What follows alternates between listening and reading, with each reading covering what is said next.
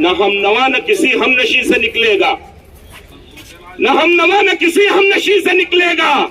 हमारे पांव का कांटा हम ही से निकलेगा।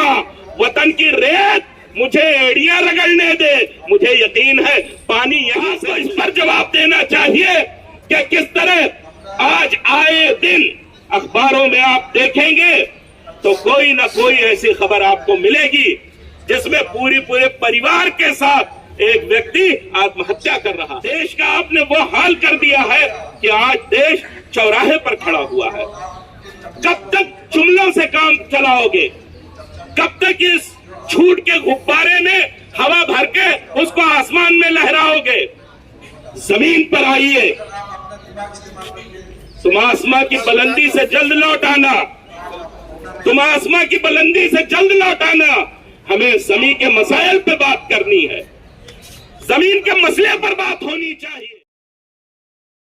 पर पहुंचा दिया मोदी जी, प्रधानमंत्री जी आप ही हैं।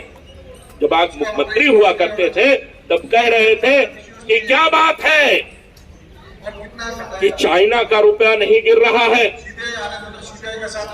अफगानिस्तान का रुपया नहीं गिर रहा, पाकिस्तान का रुपया नहीं गिर रहा, भारत का रुपया पतला होता जा रहा है। और रुपए का गिरना यह दिखाता है कि प्रधानमंत्री कमजोर है, देश कमजोर है। आज आपके राज्य में जब देश के अंदर हमारा रुपया गिर रहा है डॉलर के मुकाबले, तब आप ये कहते हैं कि रुपया नहीं गिर रहा है, डॉलर मजबूत हो रहा है। आप तो ऐसी ही बात कर रहे हो जैसे वंदे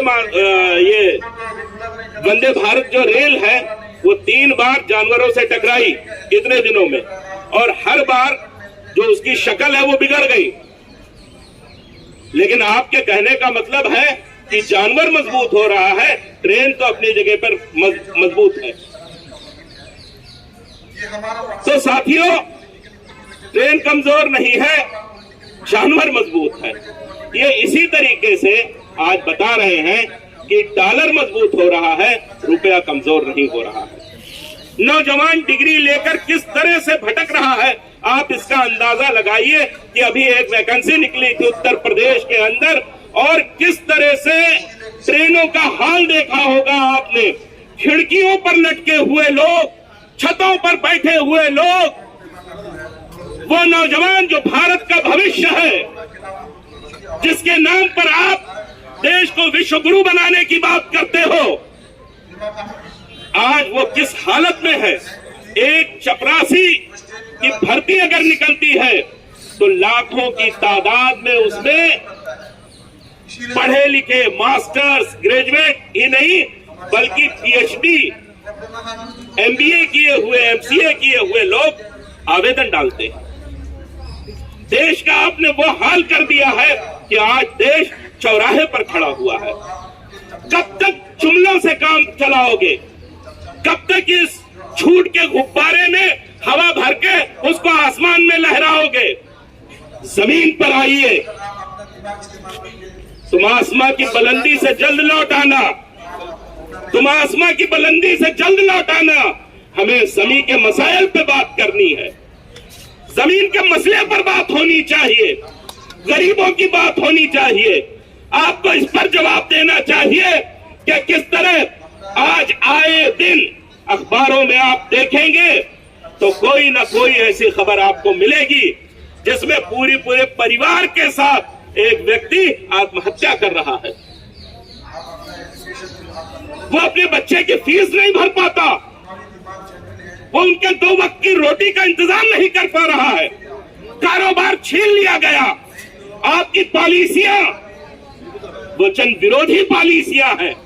आपने अडानी को तो विश्व का 3रे नंबर का अमीर बना दिया, लेकिन इसी देश के अंदर भुखमरी इस कदर बढ़ गई कि देश आज 121 देशों में 107वें स्थान पर खड़ा हुआ है। वो नेपाल जहां के लोग आपके यहां आकर मजदूरी करते हैं, वो आज आपसे बेहतर स्थिति में है।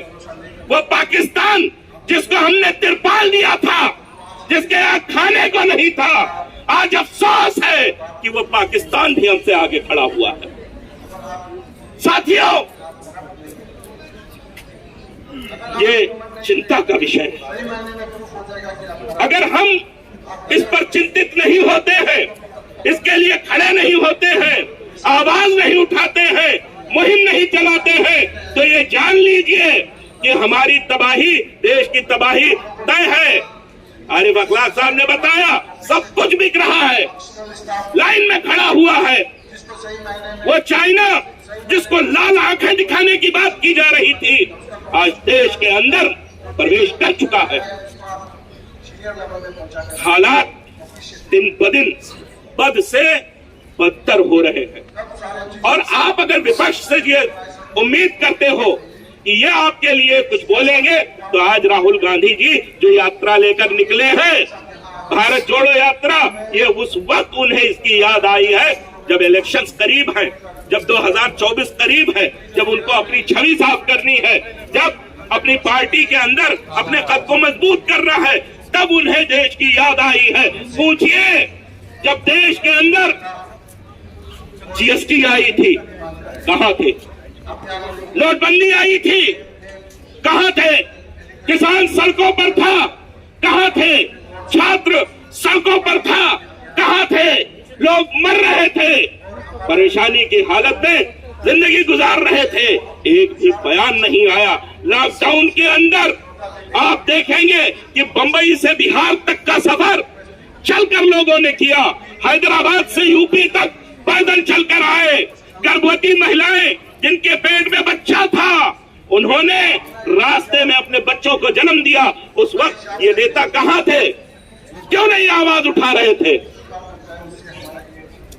साथियों, न हम नवा न किसी हमनशी से निकलेगा, न हम नवा न किसी हमनशी से निकलेगा। हमारे पांव का कांटा हम ही से निकलेगा। वतन की रेत मुझे एड़ियां रगड़ने दे, मुझे यकीन है पानी यहीं से निकलेगा।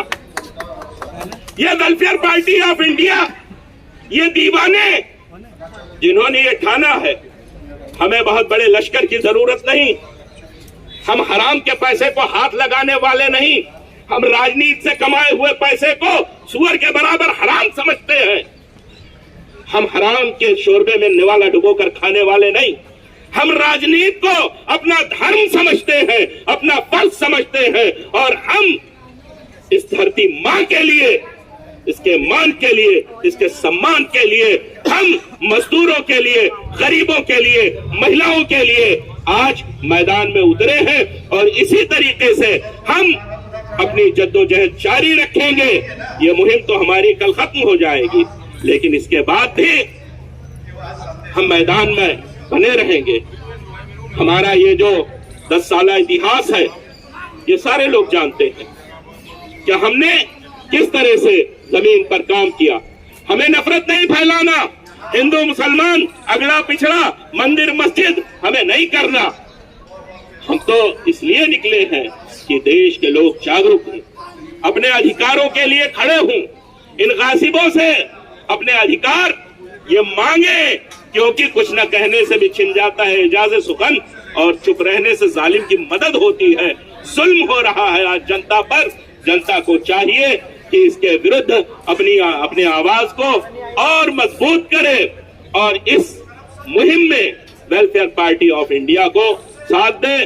बहुत बहुत धन्यवाद। देश में है बड़ा बवाल, देश में है बड़ा बवाल, देश में है बड़ा बवाल। देश से महंगाई हटाओ, मोदी सरकार होश में आओ, देश से महंगाई हटाओ, मोदी सरकार होश में आओ, रोजगार के अवसर को बढ़ाओ, मोदी सरकार होश में आओ, रोजगार के अवसर को बढ़ाओ। मोदी सरकार होश में आओ। वेलफेयर पार्टी जिंदाबाद, जिंदाबाद जिंदाबाद, वेलफेयर पार्टी जिंदाबाद, जिंदाबाद जिंदाबाद, हमारी एकता जिंदाबाद, जिंदाबाद जिंदाबाद, भारतवर्ष जिंदाबाद, जिंदाबाद जिंदाबाद, भारतवर्ष जिंदाबाद, जिंदाबाद जिंदाबाद, वेलफेयर पार्टी जिंदाबाद। जिंदाबाद जिंदाबाद। बहुत बहुत शुक्रिया।